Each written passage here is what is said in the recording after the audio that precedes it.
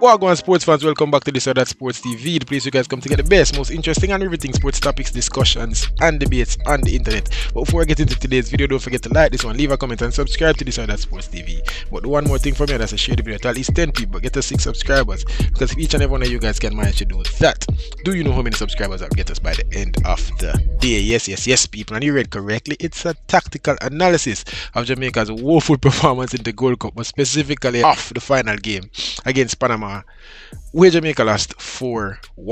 It was an awful game, people, and I'm here to talk about some things that happened in the game where it went wrong. And I think after watching back most of the game and looking at the highlights and looking at the position of the players and all of that, I think this woeful performance, majority of the blame must fall on the shoulders of the coach.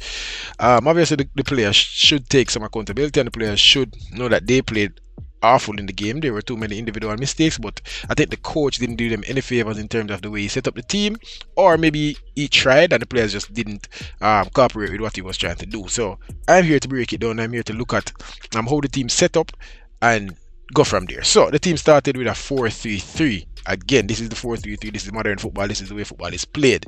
4 defenders, 3 midfielders, 3 attackers.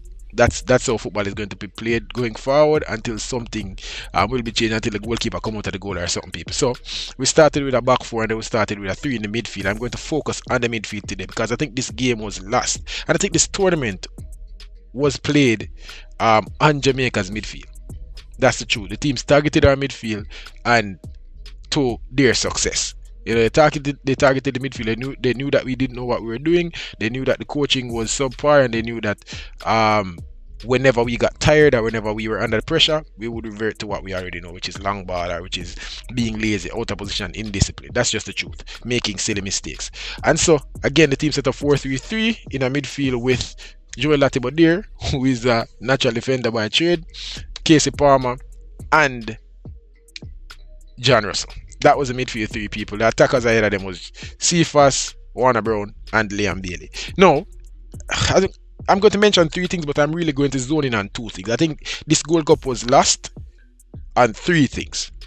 1, individual mistakes by the players, and I've been saying that in so many videos now. Too many individual mistakes being made by these players. The second thing that this Gold Cup was played on and lost on, from the Jamaican perspective, is a midfield gap. There's a big midfield gap, and I'm going to talk about it today. And the third thing I'm going to talk about is a light midfield, meaning that we are always outnumbered in midfield. The opponents always have more players than us in midfield, and that allows us to struggle when trying to build up and also be on the back foot when defending. So, may I get right into it? Start with the first screen grab. I don't know how I do it already when I see the last one, and I think I did like it. So, the first screen grab I'm going to bring up is, looking at what Jamaica tried to do when they started the game. Alright, so at kickoff I realized that Jamaica was utilizing a very, very high press. If you look, right now the ball is here, but this is from a high press. This is a result of a high press. So we pressed them with our 3 forwards, utilizing 2 of our midfielders.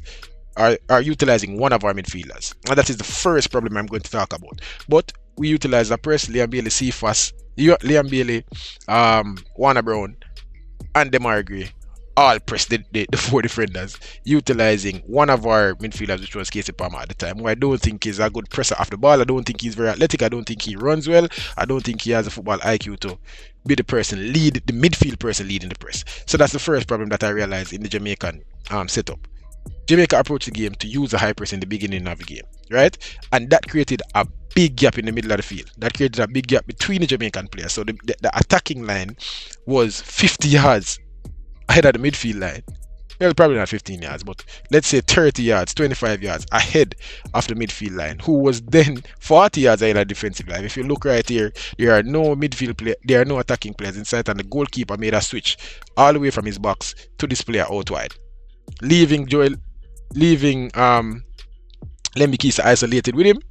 But the thing that I want to mention that really happened and is going to be a consistent theme throughout this analysis is that our midfield line is always all over the place. There are always players behind our midfield line, and there's a reason for that, which I'm going to talk about soon. But there are always players behind our midfield, and I don't think the coach set up the team in a way to protect us from this.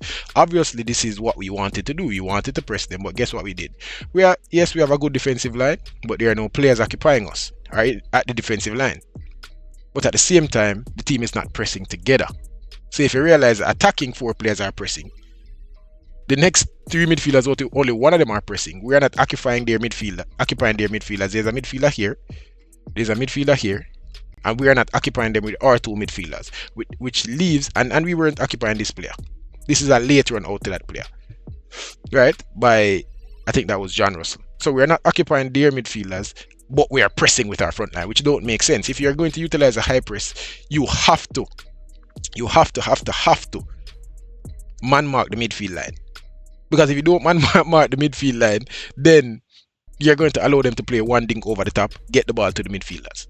So when you're pressing, the whole idea of pressing is to force them into putting the ball where they don't want to put the ball, people. It's not about, for the most part, pressing is not about winning the ball from the player that has the ball.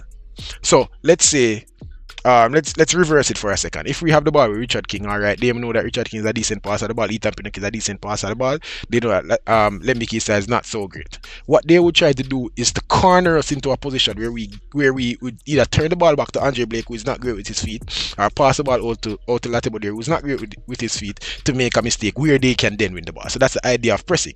No, we were pressing without that, let's say, collective idea.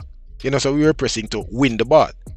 And that is just, I think, a misguided notion that some people think that pressing is about winning the ball from the player that has the ball. So what happened is just this goalkeeper, yes, well on the attacking players to allow them to pass the ball to their goalkeeper, which they comfortably did, by the way, because this keeper can pass the ball. And what he did was just find his wide player. But note, people, from the screen grab, you can see that there are 1, 2, 3 players behind the midfield line, and then there are 2 players within our midfield line, and they are unmarked. That's the first thing that I'm going to mention. Unmarked players behind the midfield line, because we are pressing and we are not pressing together as a team. Now the coach should have said this and talk about it real quick, but we didn't, and that led to what it led to. We lost the game 4-1. Now, next thing, next screen grab. I didn't even go waste no time. Next thing. Right? Again, defensive setup. If you realize we have a good defensive line, this is our defensive line, good defensive line. But then if you look at our midfield, this is Casey Palmer walking. This is John Russell walking. This is Latibodir walking. In our midfield, where's this ball? People can't play the video because copyright issues. But this ball was switched from this player all the way out to this player. But all of our midfielders are cheating. All of them are walking in the midfield, allowing 1, 2, 3, 4 players to be behind the midfield line. 4 players to be behind the midfield line, and that is just unacceptable, people. And I think that is an important part of why Jamaica concede so many chances and allow the opponents to create so many opportunities and break us down so well. This is our defensive line, and this is our midfield line, people. That don't make no sense. There's zero protection from our midfielders for this defensive line, and so yes, this defender has the quality to switch the ball all the way out there to their winger, but we also should be somewhere in here. Our midfielder should be somewhere in there. There should not be such a big gap between the defensive line and the midfield line. No way, Jose. So that's the first thing. Midfielders cheating. All 3 of them are walking, and this is 16 minutes into the game. We're only 1-0 down, but all of them are walking back. No press is going on, by the way. This was a clear open pass to switch the ball. Now, you might look and say, oh, there's an unmarked man on the wing, but there has to be an unmarked man on the wing, because I think other teams do this to Jamaica very well, but we don't do it to other teams. In that, if you study Jamaica, you know what is happening. Demar Gray don't run back, Ronaldo Cephas don't run back, Liam Bailey run back sometime. So they know that our wing backs are always going to be isolated, but they don't only bet on the fact that our wing backs are only going to be isolated. They don't want an isolated wing back. What they want is no wing back. So what happens if you look clean, the people? There's a defender here occupying Richard King. There's a forward here occupying Richard King. There's a forward here occupying Joel. Why do I keep calling him Joel? Dexter Lembikisa. Liam Bailey cheating, can't get back to the winger fast enough, and so he's isolated out there at the wing. And this is what I'm talking about. In the last bit that I mentioned, the coach has no defensive system, and we don't even have an attacking system. And I'm going to get to the attack, but defensively we don't have a system. We don't have a way we want to set up. There are multiple ways they can use people, and just basics. But even not going Maybe not go into the intricacies of it, but there are some simple defensive setups and systems that you can use when playing football. The first one is you can use a low block. If you know that you're going to play a team that has great technical ability, they can pass the ball. When they pass the ball very fast, they're well drilled. Like this Panama team, you could play a low block, and that is you stay tucked, you keep your team tucked in, and you play very close to your box. You allow them to have the ball, but you allow them to have the ball in front of you. Your midfield line is always not necessarily in a straight line, but they're always protecting the defense. The attackers are very disciplined in their position. They always move together. They always in one accord with each other. But it's the lower block is most importantly about the midfield and the defense, because you're prepared to not have the ball for very long. We don't play with a low block. All right, do we play with a mid block? What is a mid block? A mid block is where you play a little bit higher up the field. Not necessarily a low block. You don't play too close to your box, but you also don't play on the half line when you have the ball, right? Or when the other team has the ball. It's a mid block where you ask the team, we're going to have a compromise. We're going to be in this game and we're going to utilize, let's say, a midfield press, where we're not going to go all out and go super high up the field and get out of position and try to win the ball up there. No, we're going to use a midfield press, and that's allow them to pass the ball into the midfield and then attack them from there. That's a mid block. That's what most teams do when they're using a mid block. They don't use a high press with a mid block. They use a midfield press whenever they're using a mid block. Or you could use an all out high pressing defensive system where the team plays on the halfway line, or even you can play a little bit below the halfway line, but you ask your team to all press together. Once the ball is at their defender's feet, you attack them. You force the team to channel a pass into their weak areas, and then you attack them, allowing them to play a long ball, win the ball because you have big defenders or whatever. Those are some defensive systems. You also have a narrow defensive system where you ask the team, hey, give them the ball out wide. Midfielders, all three of you guys, stay tucked in. Stay tucked in. Give them the wing. Liam Bailey come back, give them the wing. We utilize none of those systems, and that is what bothers me. Jamaica does not have a defensive system, and you can see just by watch the game and just stop it, people, and look at the position of the players. Me even not talk about the lack of discipline here now, because all three of our midfielders are walking just 15 minutes into the game. That is a problem in and of itself. But also, the way we set up was just awful by the coach. He's not asking the players to do the right thing. He's not asking them to be in the right positions, and that is what cost us ultimately in the Panama game, but most importantly in the Gold Cup. So many opportunities were conceded by this Jamaican team, and it is because of the midfield. It's because of the midfield line and the defensive setup, the way he asked the team to set up against other teams. Now let's look to the next screen cap and see what I go on. See? Let's look at the positioning of our midfield. So this is our defensive line around here. Cool. That is fine. They're in decent position. All right. Liam Bailey is back. Awesome on Liam Bailey. But what? Joel Latibo there. John Russell. First of all, Joel Latibo there is ahead of John Russell. That's the first thing. But alright, that is a problem in and of itself. But alright, fine. Let's look at the position of the attacking players. Attacking player 1, attacking player 2, attacking player 3. Alright, I'm going to disregard this third player. But look at attacking player 1 and look at attacking player 2. There are 2 players behind the midfield line of Jamaica. 2 clear open players, by the way. So alright, we now occupy this man, but who is marking this man, or who is marking the pass into this man? Who is marking the pass into that man? It is so easy to make a pass here and then find one of these players, because you're going to draw one of these two midfielders out of position. Again, midfield positioning, not protecting the defense well. There are 3 players. There are 3 Panamanian players in a deep pocket within the Jamaican setup. 3 Panamanian players in a big midfield hole, big midfield gap behind our midfield players. Unacceptable. We have no defensive system. You don't set up the team for success. You don't set up the team for win the ball from the opponents. We know that this Panama team is better than us. We know that they will be able to pass the ball. How do you then ask our players to play? This can just be lack of discipline and just players not following the instruction of the coach. But I think this is mostly on the fact that this coach is neglecting utilizing a strong defensive and attacking system. That is what I think is the issue. Again, isolated winger, because if you realize, people, from the last screen grab again, there's a player occupying our right back. So that is always going to leave a free winger. Liam Bailey have to come and mark that player, which Liam Bailey did in this screen grabs are good on him. You see me? People me are showing how the team set up and me not just cuss and say, oh, the team man them not good, blah blah blah. Yeah, the man them not play well. But why does it look so bad? We are way better than we're looking. And it's not even about the miscontrolling and whatever. Individual mistakes happen, but why does the team look so bad? Why is this just not a good team playing football? Why can't we win the ball from the opponents? Why can't we? And that is ultimately because we don't have a good defensive setup. That is ultimately because we don't have a good attacking setup. We don't know what we're trying to do, and the coach doesn't prioritize utilizing a system. He doesn't. And so the fourth screen grab me, I go to people. Bear with me. There's a lot of them, but it is very important. Again, the ball is here. Open midfielder, open midfielder, open midfielder. Again, let's say we're getting back to this player. Dexter Lembikisa is getting back to that player. There's an open player here, and there's John Russell right here. There is a player in the pocket. What is this player doing in the pocket? Casey Palmer can't get close enough to him. And people, this is not in transition, you know. They're not just win back the ball from, you know. This is them passing the ball around. Where is the defensive discipline? Why is there a player?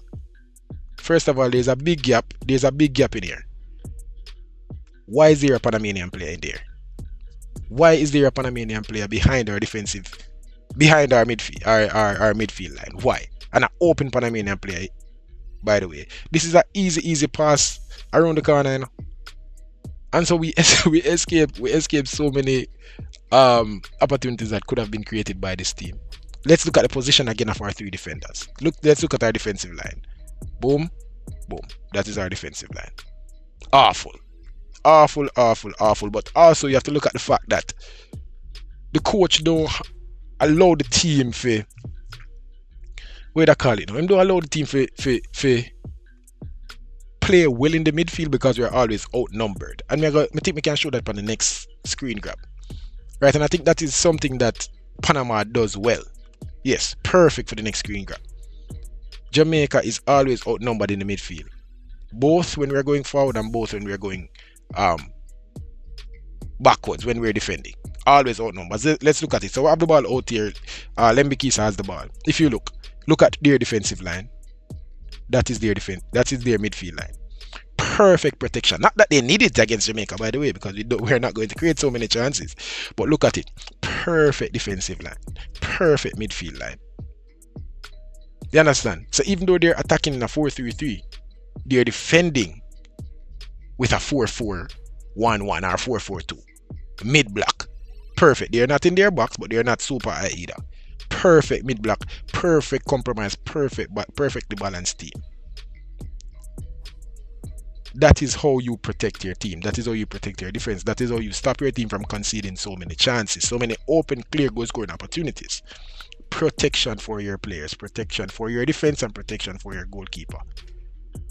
Keep the ball in front of you, but also if you look, this is how I'm going to transition to the next point that I'm going to make, which is being outnumbered in the midfield. So the first tactical mistake that Jamaica made was that we allowed too much space in the midfield.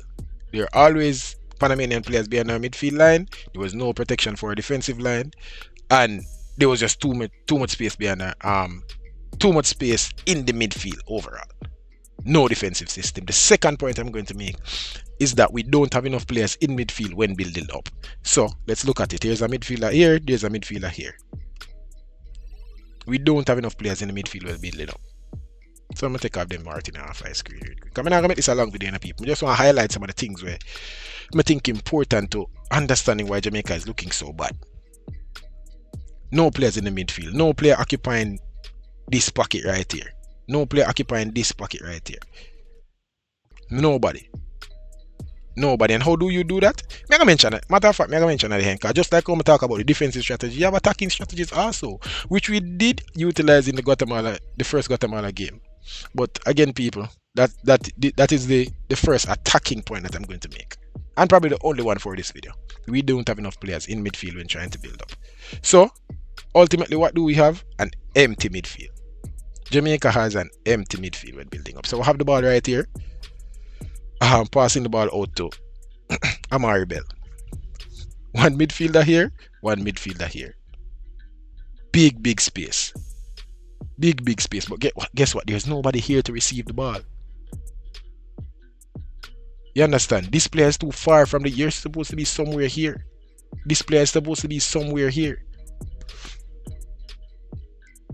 That's how I talk about people. Light midfield, empty midfield, and not too much space between the players, but also not enough players in the midfield. We're always outnumbered. Again, people, this is just a perfect game from Panama. Look at their midfield line and compare that to our midfield line.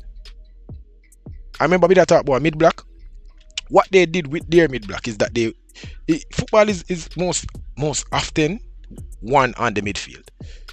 And so what you want to do with a midfield is have enough players in the midfield to make up for, let's say, a team having the ball, or make up for covering those spaces in the midfield. Because remember, when football don't play with 4-4-2 no more, you sacrifice one of the midfielders to get an attacker. You play with 4-3-3. But in defense, you have to ask one of those midfielders. If you're not going to ask your forward, I mean, I jump the gun because I don't want to talk about the defensive system. We talk about defensive, I want to talk about the attacking systems, but here we go on. May I go back to defensive a little bit. You have to ask either one of your wingers to come and make a 4 in midfield, or ask one of your or ask your centre forward to drop off and help in the midfield to defend. You have to do that, and if you don't, that you're always going to be outnumbered. So what we do is we ask our 3 players to just play midfield against 4 and 5 midfielders, which don't make no sense. So here we're playing 3 versus 4, which don't make no sense, because there's a gap behind their midfield line, but there's no one occupying it. There's no one occupying it, and that is ultimately what caused we to be unable to build up, score goals, create opportunities, because we don't have enough players in the midfield. Along with all of the other problems that we have. People now go on and talk about a bag of things. Just highlight the few things, tactical mistakes that Jamaica made that cost us. People, enough things happen at the game. We just try for look on some of the important moments and pick out something that display, a screen grab that displayed the whole idea that I want to talk about. Again, next thing, empty midfield. Again, empty midfield. So the ball is here with Casey Palmer. This is a midfielder walking. This is a midfielder again being marked. This man hiding from the ball. This man being marked. This man being who is he supposed to pass the ball to? Right now, what the match is that him can't make a switch over the top to this player, and if he does, then they're trusting their ability to shift across and defend it well. You see me, people? So we are not putting our players in positions to thrive. We're not putting our players in position to succeed. Being outnumbered in the midfield, unacceptable. It's not good enough, and so the coach needs to find a way to get players into the midfield. Again, let's look at the next screen grab, because I think a whole heap of them finding people where there are just times in the game where there's just nobody in the midfield. Let's look at it again. The ball is here. Midfielder 1, midfielder 2, midfielder 3. Alright, fine. Where is the player picking up this space? Where is the player picking up this space right here? Nobody. So again, big gap behind their midfield line, and there's nobody to occupy it, because had there been someone there, it would have drawn one of these midfielders out of position, creating more space for these 2 midfielders in here. But we are not doing that. We're just asking these 3 midfielders play football. Hey, who must transition the ball? Hey, but look at the midfield line. People, look at the midfield line. This is the midfield line, and then look at the attacking line. Look how far apart. What are we doing? Tactically, it's just atrocious, people. Tactically, it's just all over the place. The coach now have a proper system to help us build up and get the ball to the opponent's box. Let's look at the next screen grab. I'm glad I just have breeze through this fast and just get my points off. People, tell me if you not enjoy the tactical analysis series. And every time Jamaica play, I'm gonna try my best for. I don't have time for watch the game many times, but try to look on it and scan through it and skim it and see where we can pick up some things that went wrong or went right. Now, this was the point where we scored the goal, right? Remember there now. This was the point where Jamaica scored the goal. Let's look at it. Casey Palmer has the ball here, and this is what I've been talking about, by the way. Midfielder 1, midfielder 1 here, midfielder 2, midfielder 3. Cool. Guess what? Boom, we drop a midfielder in. We drop another player in the midfield. We drop another player in the midfield. So guess what? That causes Panamanian player now to shift across and mark them are agree. But he is late. So guess what? Guess what Casey Palmer do? Pass the ball into him, he make a turn outside, switch the ball out to Dexter Lembikisa. Dexter Lembikisa take on a man, cross the ball, boom, Amar Ben head into the goal. Why? Why did that happen? Overloads in the midfield. Because we added another player into the midfield. That is what happened. That is where the only goal that we scored came from. Other than that, we just rely upon individual ability. Relying upon Liam Bailey to try plat up a man and cross the ball, or relying upon C for space, or relying upon one group Brown Fox in the box mentality, or relying on something, relying on winning a penalty. No, people. This is how you play football tactically. These Central American teams don't play. They're going to come with good football. They're going to come with good tactics. And you have to have good tactics to match them. So we were out coached because they know that our wingers are going to cheat and not come back and help. So they're going to put a man on our wing back, and then they're going to ask either their left back or right back or their winger to be isolated on that wing. Now have nobody to help them because we know Liam Bailey and them are going to run back. We know that. They know that. So them plan for it. No, we don't plan for outnumber them in the midfield. And so they always have 4 players in there with our 3 players. So we can't transition the ball. Then the man them always go sideways and backways. And then we cost them and I can't play football. But people will have to look beyond just the surface and say, oh, them money, hey, get rid of them, get rid of this, get rid of that. This tournament was on the coach. This tournament was on the coach. He failed to set us up properly going forward. He failed to set us up properly when defending. Ultimately. And people, I was led. Come here and say, yo, why was I so happy after that Guatemala game, right? So, I find myself so happy after the Guatemala game. And I was like, I'm sure Jamaica did do something I'm really happy about in that Guatemala game. And I was correct. So I went and I said, alright, I'm going to watch back a little bit of the game. I'm going to watch back the highlights. I'm going to watch back some parts of it. And I said, alright, what did Jamaica do different? We added an extra player in the midfield. That's what Jamaica did different. And there are multiple ways you can add an extra player in the midfield. But the way that we utilized adding an extra player in the midfield was by putting our right back into the midfield. And that was what created the overload. So this was the Guatemala game, people. This is Cephas out here with the ball. I know how Cephas have the ball now. You have to look at it. So this is midfielder 1, this is midfielder 2, this is midfielder 3, this is midfielder 4. 4 players in the midfield. And yes, this is our right back, but he shifted into the midfield in the inverted right back position, right? What that did is free up Cephas because Joel Latibody moved into the midfield. That now causes player to make a decision. Am I going to follow Joel Latibody into the midfield, or am I going to go to Cephas out of the wing? In this position, and I just picked one position by the way, in this position he decided to come to Cephas. Alright, he came to Cephas. What does that open up? A clear pass into Joel Latibody, who can then move forward into this open space. People, that are how football tactics work, Bridging. That are how football tactics work. You play spaces. I'm gonna transition now. I'm gonna take this off of the screen because I really like it at night. Because I don't think it is very hard. I don't think it's a hard thing to do. But we struggle with it nevertheless. Why? Football is about spaces, people. Football is not about individual. Football is not necessarily about who have the better players. It's who play the spaces better, who play the spaces well. A football pitch is very big. It's who can put more players in at a certain area, create triangles. Who can do that better? Who can do that more times in a game? Who can draw the opponent's players out of position? Who can take them out of the crucial spaces? Who can allow the other team to create a big gap on the top of their box? And how do you do that? How do you come up with schemes to do that? I'm telling people the most important thing that I have ever learned are not the most important thing, but let's say something that really opened my mind was when Pep Guardiola said that his job as a coach is to carry the team to the opponent's box and then him done. Obviously defensively you have to set up the team, but going forward it is your job to take the team to the opponent's box. And there are multiple ways to do that, and one of the most important ways to do that when you have in modern football, one of the most important ways to do that is to create overloads in the midfield. And there are numerous ways that you can create overload in the midfield. It is creating a inverted right back, where you ask either your left back or your right back whenever you're in position. You ask your centre back, left back or right back if it is on the left side, or you ask your left back if it is on the right side or whatever.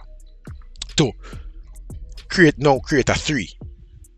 People want to see Man City and Arsenal do this very well. Create a three at the back now with the wing back, with the left or right back now in the midfield. Now you have a double pivot, and then in front of them you have another double with your two attacking midfielders. And what that do is isolate your wingers and then cause a four in your midfield, which is what I just showed you in the Guatemala game. Create a four in the midfield. I know you are going to struggle to be outnumbered. Even if there are 5 players in there, they are going to struggle because you know just have more bodies in there. Alright, inverted fullback is one. The next one you can do is play a false 9. Play a false 9. This is where a Shaman Nicholson would come in. This is where a Mikel Antonio would come in. Ask that forward and Hal Grimson tried this for a bit. And people me telling you, I'm never going to argue when I see the coach are trying something. I'm just vexed when I see we now do nothing. Hal Grimson tried this for a bit. False 9. That is how you then create overloads in the midfield again. Ask your forward to drop off and help the midfielders, pull somebody out of space, pull a defender out of space, then ask your wingers to take that space that is created now because your centre forward pull somebody out of space. Create overloads in the midfield. Another thing you can do, inverted winger. If you are building up and you keep your 4 at the back and you have your 3, you then you can ask your left or right back to overlap or push up the field, and then ask your winger to invert and come inside. Now you're going to pull somebody out of position again. Now you're going to create 1v1 matchup. Now you're going to create triangles. But Jamaica just doesn't do that well. And that's just the truth, people. And that is why we struggle to play good football. That is why we struggle to beat tactical and well-coached teams, because we are just not a well-coached team at the moment. And I saw glimpses from that Guatemala game. It is not because Guatemala did rest players, people, but it was because the coach approached the game with a plan. He approached the game with a system and a philosophy that he wants to play with. And that is to create overloads in the midfield by utilizing an inverted fullback. Why we go away from that? Why did we go away from that? People are hit that, this is the tactical analysis for the Panama game. And this is how Jamaica lost the game. This is how Jamaica got embarrassed. This is ultimately what caused us to bounce out of the Gold Cup and have one of our most embarrassing performances in the Gold Cup, people. But for now, if you like the video, if you like the video, subscribe, leave a comment, and share the video to at least 10 people. Get us 6 subscribers, because if each and every one of you guys can manage to do that, do you know how many subscribers that will get us by the end of the day? But for now, people, this was That Sports TV. I got my gun.